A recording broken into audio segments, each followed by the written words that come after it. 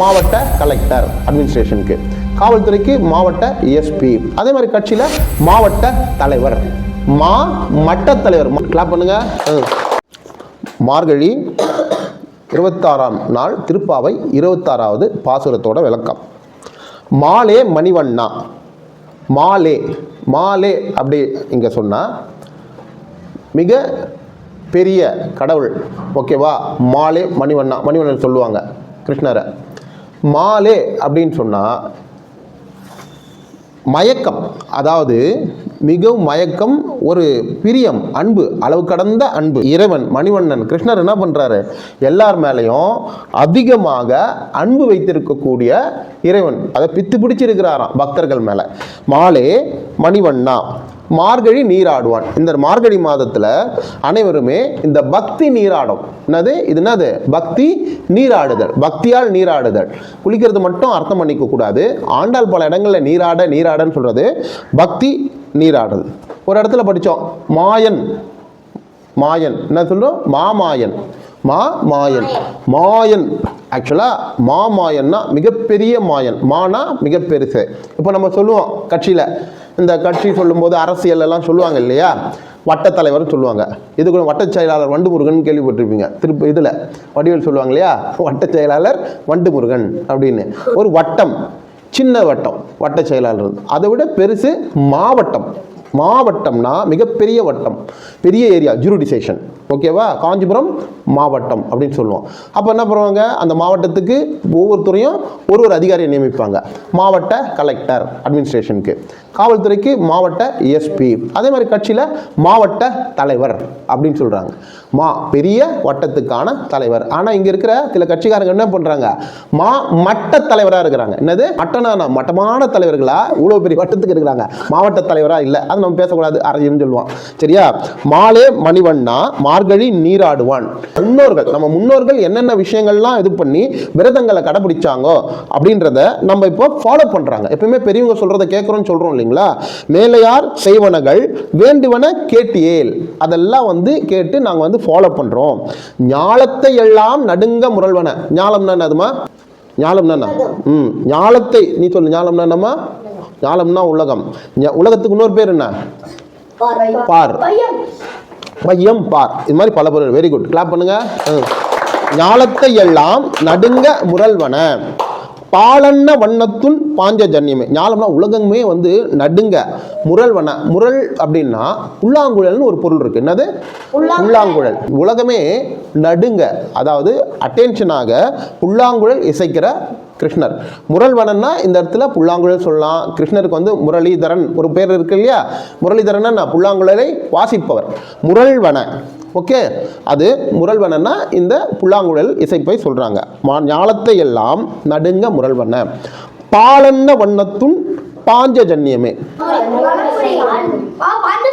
பஞ்சஜன்யம், வலம்புரின்றது சங்கோட type of சங்கு.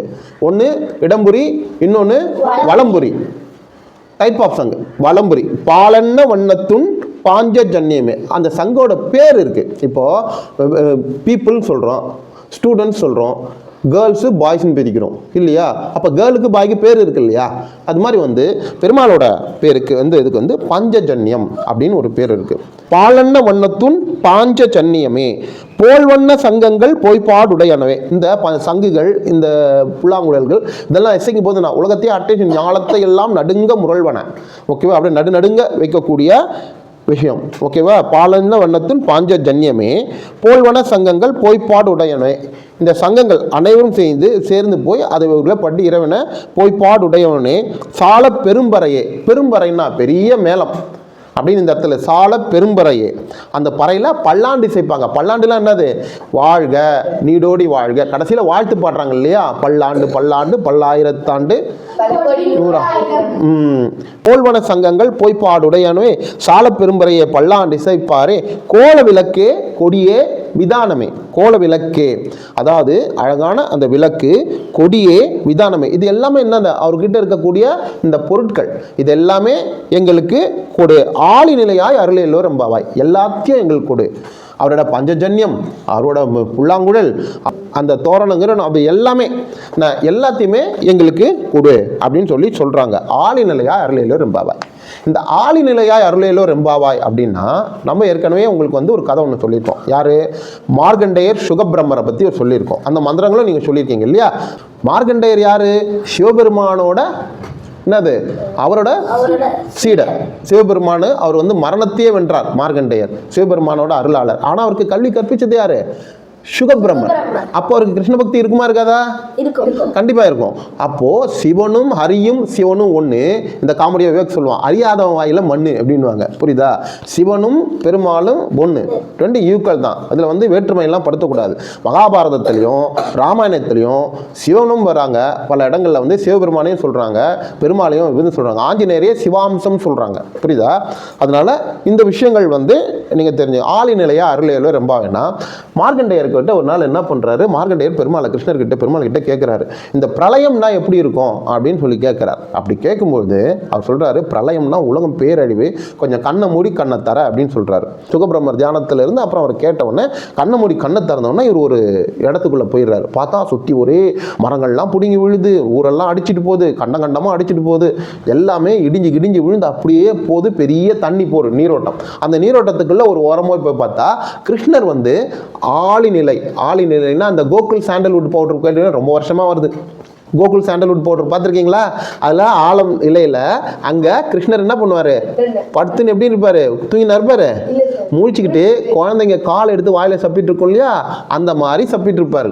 அதுதான் ஆளிநிலையாய் அருள் ஏலோர் எம்பாவாய் அப்படின்றாங்க.